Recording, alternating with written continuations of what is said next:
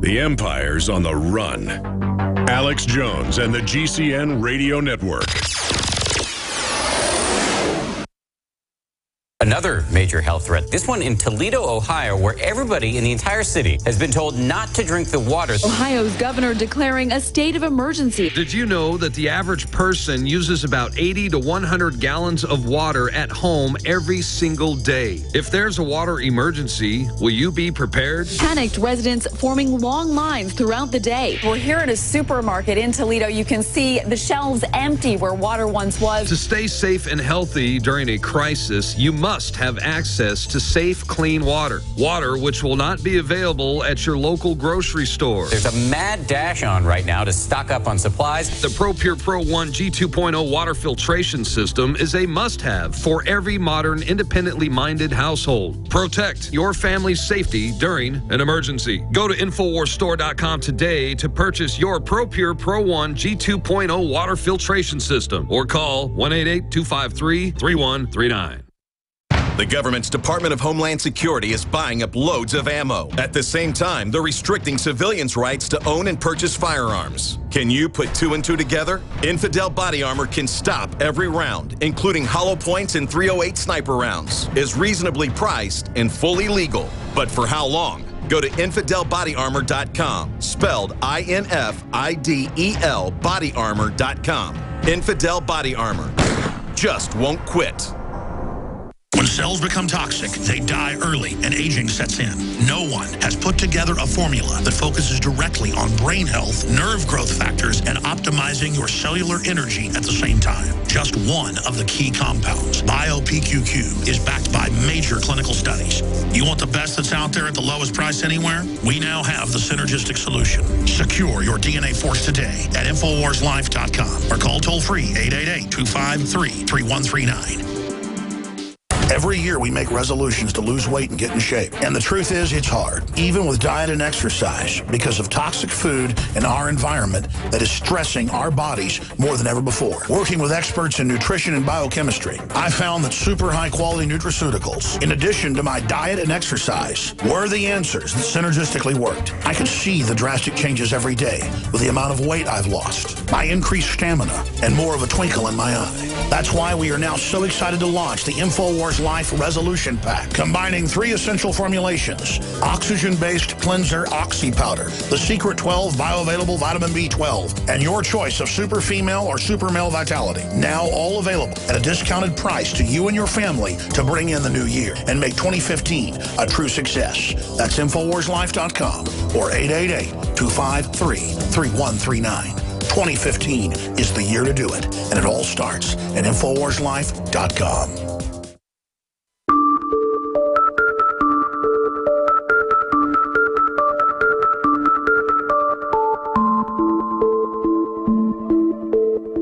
You are listening to an Infowars.com frontline report. If you are receiving this transmission, you are the resistance. We're just stating facts here. Kurt witnessed the CIA put the drug Mutalib on the plane so a firecracker went off in his pants so they could put naked body scanners in the airports and train us to be slaves. It later came out in Congress.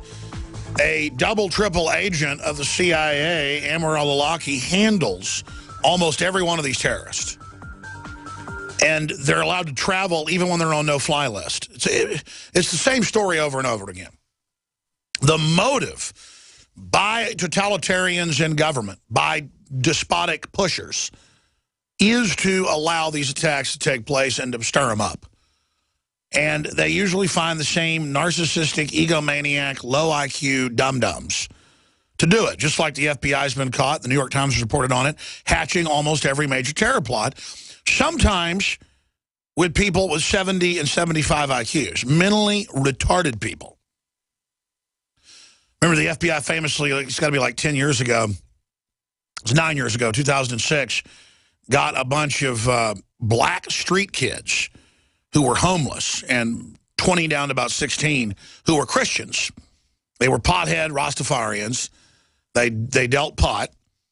And for a year and a half, the FBI got them a warehouse, gave them hundreds of thousands of dollars, in some cases a month, all the weed they could smoke, all the beer, big screen TVs, and had a fake Rastafarian lead them and say, we must convert to Islam or I won't give you more money and more weed, and we must blow up the FBI building in Miami.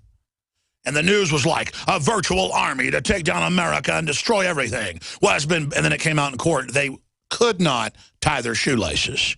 And a bunch of them were on welfare and were rated as mentally retarded. And the same story repeats time and time again. The guys that drove the truck bomb in '93, and I had the former federal informant Ahmad Salam on earlier this week, one of them had a 71 IQ and one had an 80 IQ. 70 is mentally retarded. So you need to understand, now the guys I saw doing the shooting did not look stupid. So I don't know what's going on.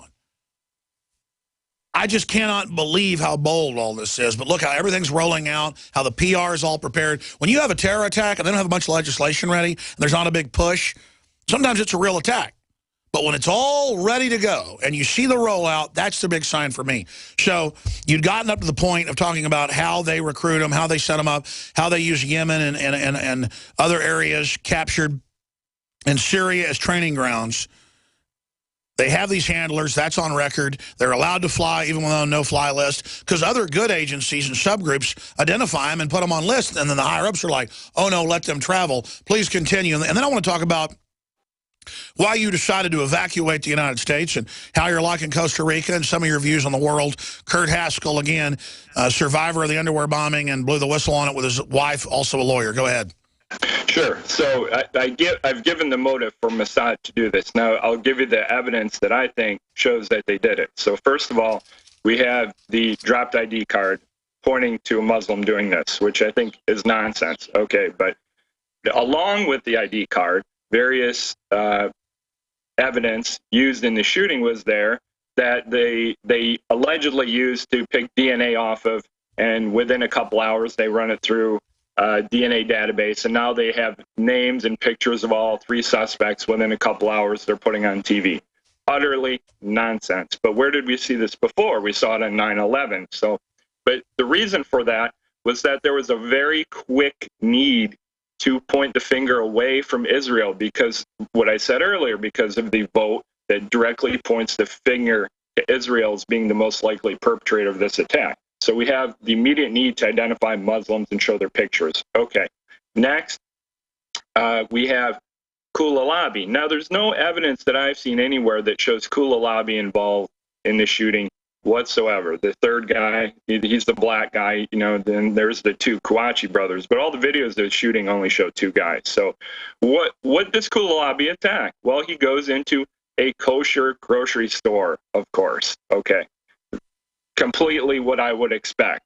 While he's in there, he does two miraculous things. He talks to a radio station, hangs up the phone, but he doesn't hang it up all the way. So the radio station can listen to what he's saying there.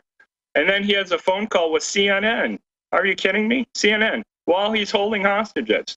So it's utterly unbelievable. But what he says is he's a co-conspirator with the Kouachi brothers, and he's part of ISIS. So what this does is this ties in Kulalabi, attack on Jewish people, kosher store, with the two brothers that allegedly perpetrated Charlie Hebdo. So what we have, it's a subliminal message here. Israel did not do this. Here are the Muslims, and Israel would not kill poor people, the kosher grocery store that Kulalabi is alleged to do. And how do we find out the evidence that Kulalabi is tied to the Kouachi brothers? Why, it's his phone call with CNN. So, which brings into question the where we've seen this before, the fake phone calls on 9/11. So we have another fake phone call here to give evidence tying him in where he does not otherwise belong. So that is the extra oomph, if you will, that Israel did not do this because 4 Jewish people died in the attack at a kosher store. So there was a little extra push needed here. First, you point the immediate finger away from Israel, and then you give it the little extra push of 4 Jewish people dying with a guy who wasn't involved in the shooting in any way except by this phone call with CNN where he admits he's a co-conspirator. So that's how I tie in the Mossad in this one. I think that's most likely. And then the last part of it is you have Netanyahu kind of bringing himself center stage in France, you know, appearing at a synagogue where all the members sing the national anthem for him, and it's all over the media. And we have Obama taking the opposite tactic, staying away, staying in the U.S., not going to the March of World Leaders, which tells me this is not Obama's deal. This is Netanyahu's deal. He's pushing it up. He's playing it up to the max, and Obama's kind of stepping aside. So those are the reasons I think this is the Mossad plot. Well, I've had former famous Mossad commanders on the show that talked about declassified examples where they would tap into undersea cables and stuff and then send terrorist transmissions over them to even blame countries on their cables, things like that. I mean, I'm not a hater just of Israel to hate Israel because all major countries engage in this stuff. What I'm saying is I don't want to be identified with those that their whole religion is blaming Israel if somebody falls on a banana peel. But that said, Israel is very famous for staging terror attacks that were then to be blamed on political enemies. They got caught in Egypt famously doing that. I mean, that's in mainstream Israeli papers. Israel was in UPI, did admit they created fake al-Qaeda groups and did bombings at key political times to mess up the peace process. Israel has also in Iraq and in Spain, after World War II, they would blow up mosques, blame it on other groups to make Jews move to Israel so that they could then be controlled by the political parties there. And so the tactics being used are the same ones that our own government's been caught engaging in. And so I don't know what you do, though, when you're faced with real radical Muslims that the West has armed, and Israel's been involved in that as well. They're in the Golan Heights aiding the Free Syrian Army. France is involved. Everybody's involved. What do you do, Kurt, when we know governments do this, including the Russian government stages stuff? I mean, this is an old tactic. It's in British manuals. It's in Army manuals. WikiLeaks released those. The Army admitted those were real and prosecuted Manning for it. They teach Army captains who are in covert operations in certain areas how to do false flags. That's in the manual. Well, I've interviewed Green Berets, colonels. He got sued over it, but he won a lawsuit, who admitted that, oh, torture's not new. We used to do it with, with electricity. We carried it in our field pack. I tortured people all the time. I just think there's a naivete out there about what's really going on and how widespread it is. So what do we do then about these tactics that we know are taking place? And again, there is, though, now a new giant army of radical Muslims that have been created. So the question is, why wouldn't they just order and deploy some of them into attack? And I guess the answer is they just did. Well, then why would you then need to set them up and have somebody else do it if you've got an army that's willing to do it? Why make the operation so complex? Well, they want to have limited damage, and they want to be able to control the situation. I mean, we don't even know, honestly, if anyone in Charlie Hebdo even died. We don't know.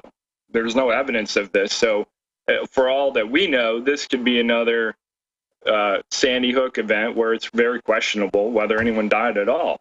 So, but it's to control the narrative. I mean, if you send in real radicalized Muslims, who knows what they're going to do? They may blow up entire buildings, suicide bombs all over the place. You might be talking about a mass casualty event. And then the government looks really bad getting, for a while, defeated by it, or absolutely, yeah. Yeah, that's not the goal. The goal is to have a minor terrorist attack with limited casualties that can be exploited majorly in the media. That's the goal. Well, let's not forget, and I went there days after it happened and made it a big part of my film, Terror Storm. They bombed the subway in two areas and the train in two places and the bus in one area.